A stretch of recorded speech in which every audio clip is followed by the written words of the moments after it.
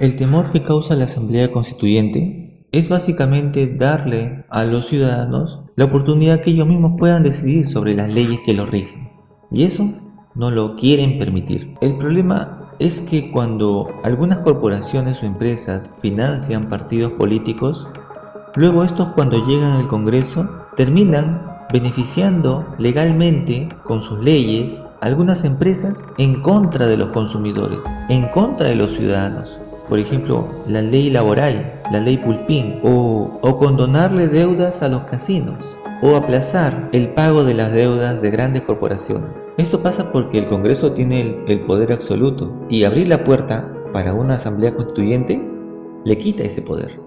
Es una pregunta que se hacen los ciudadanos cuando ven al Congreso imitar el referéndum y que no dé lugar a una asamblea constituyente.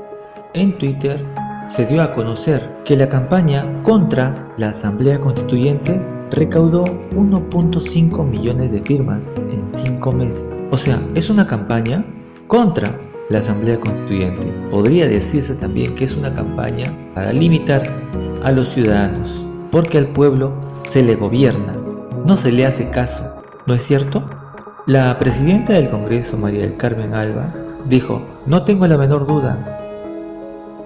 Por supuesto, pero remontémonos un poco a la historia. ¿Qué cosa es la Asamblea Constituyente? Cuando nace la Asamblea Constituyente, la intención de dotar a Francia de una Asamblea Constituyente en 1789 transformó a la Asamblea Nacional en una Asamblea Nacional Constituyente, que fue rechazada obviamente por Luis XVI, quien comenzó a reunir sus tropas para disolverla, algo que sucede actualmente en el Perú, a como dé lugar. En respuesta a esta actitud de Luis XVI, el pueblo de París salió a las calles y comenzó a armarse para defender a sus representantes. Tras mucha resistencia y después de haberse generado una movilización de la población compuesta por campesinos, trabajadores rurales, habitantes del pueblo, de aldeas cercanas, la autoridad no pudo reprimir a los revolucionarios y Luis XVI se vio obligado a reconocer la Asamblea Constituyente, la cual abolió todos los derechos feudales el 4 de agosto de 1789.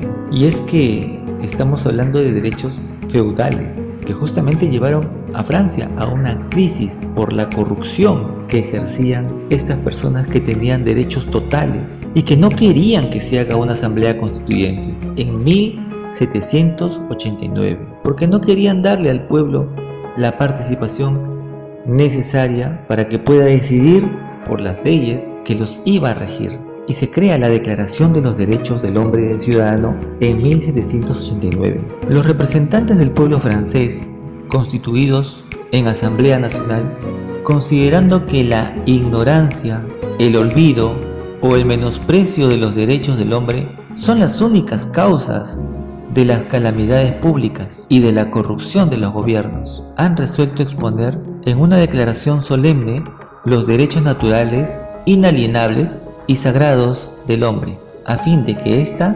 declaración constantemente represente a todos los miembros del cuerpo social y les recuerde sin cesar sus derechos y deberes. Y aquí vamos a ver algunas leyes. Todo lo que vas a oír ahora es algo que escribieron grandes hombres. Fue escrito en una noche de entusiasmo, hace ya mucho tiempo, 1789. Eran hombres de diferente condición. Los había prósperos y muy pobres, religiosos, comerciantes, y no entraron en polémica. Se pusieron de acuerdo aquella noche en la Asamblea Constituyente. Declaración de los Derechos del Hombre. Artículo primero. Todos los hombres nacen y permanecen libres con los mismos derechos. Artículo segundo. La finalidad de los partidos políticos es la de proteger los derechos naturales e inalienables del hombre, el derecho a la libertad, a la legítima propiedad y la resistencia a la tiranía. Artículo tercero. El principio de todo gobierno reside en la propia nación. Ningún individuo puede ejercer una autoridad que no emane única y exclusivamente del pueblo. Artículo 4. La libertad nos faculta para hacer todo aquello que no perjudique a los demás. Artículo 5. La ley tiene derecho a prohibir todos aquellos actos que pueden perjudicar a la sociedad. Tal vez esta ley sea una de las más controvertidas, porque ¿cuántas leyes tienen que hacerse por cosas que están pasando en nuestra sociedad y que no deberían estar pasando? Artículo 6. La ley es la expresión de la voluntad de un pueblo. Los ciudadanos tienen derecho a redactarla personalmente o eligen libremente a quienes lo representen para hacerlo, y debe ser igual para todos, tanto si les protege como si les castiga. Al ser todos los hombres iguales ante los ojos de la ley, es también el derecho que tienen a poder ocupar cargos públicos según su capacidad y sin otra distinción que la virtud o su talento. Todas estas leyes, si uno los lee con reflexión, ve que causan gran temor en las personas que se sienten dueños del país y que no quieren que nada cambie.